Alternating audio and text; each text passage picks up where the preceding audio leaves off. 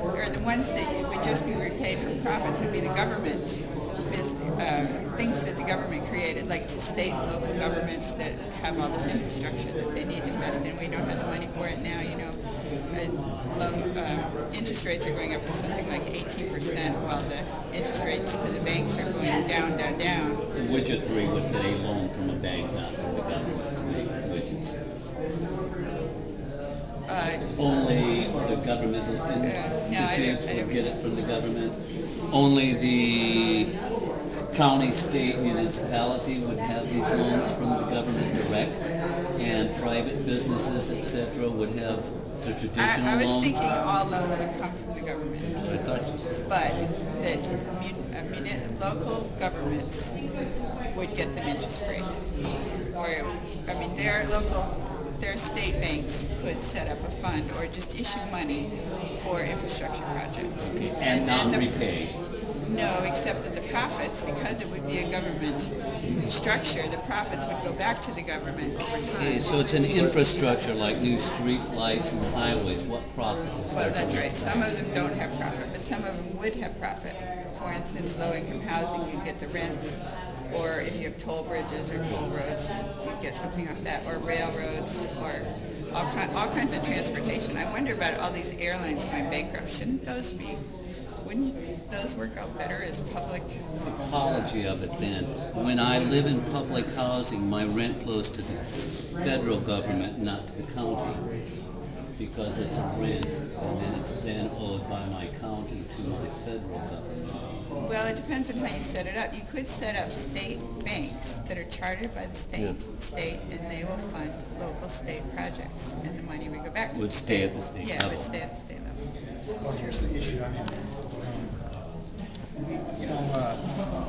I'm interested in things that empower local people, local communities, and we're talking about a grandiose thing of changing national policy, almost on a constitutional level. It also presupposes good behavior by, faithful and lawful behavior by our Congress, and also that they would somehow be able to create an agency that would justly administer loans to 300 million people. Well, only, let's say, 150 million who are adults and creditworthy or something like that. So I've concluded personally that it's something that I can't use, and I'm certainly not going to go and try to advocate or espouse for something if I don't believe that it's realistic myself. And meanwhile, what I am looking for, and I'm really I have urgent need for something like alternative currencies that I can use in my community to change the way my economic relationship works with the rest of humanity. I want something that changes, that gives me the power to conduct business according to different rules than the national currencies. I see your proposal as only,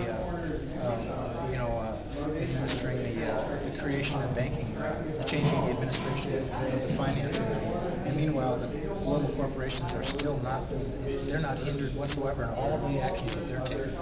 I want to go out and take the money away from those guys and set up our own companies, and we'll pump our own oil, and we'll raise our own food, and we'll just build another world alongside them.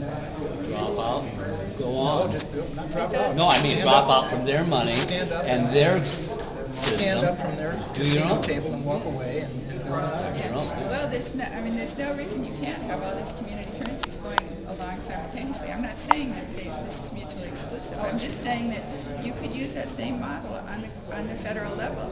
Right now, you have these huge corporate banks funding, international banks funding international corporations, fraudulently using a fractional reserve system where the banks are creating money and they are private entities. Why, as a private entity? That's the constitutional change I think we need is enough. It's global. They're outside the country as well.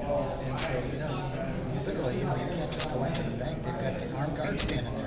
Call it money laundering, call it fraud, call it devaluation of currency, and let every country just say you can't bring that money here, you can't take that money, you can't import it to business. The facts of the world is run by an oligarchy, and they're not going to change their rules. They might. I think they will, because they're going bankrupt. And half the world is already ready to revolt. I mean, they're this close. There's that whole Muslim banking. So this places you in the political arena of trying to espouse for a political change in laws and agenda. So you have to go out and hands and knees the Democratic Party or the Republican Party, because we only have two parties, and they're going to just laugh at you, because I've been there. I went all the way to these conventions and all this business. These guys laugh at you. You talk about the most basic policy planks, like we'd like to have some health care and things that millions of people already want, already clamoring for, and they just ignore it. I realize that, but Like we're at 90% of the people at the Democratic National Convention last presidential election, 90% of the delegates in that room wanted to get out of Iraq.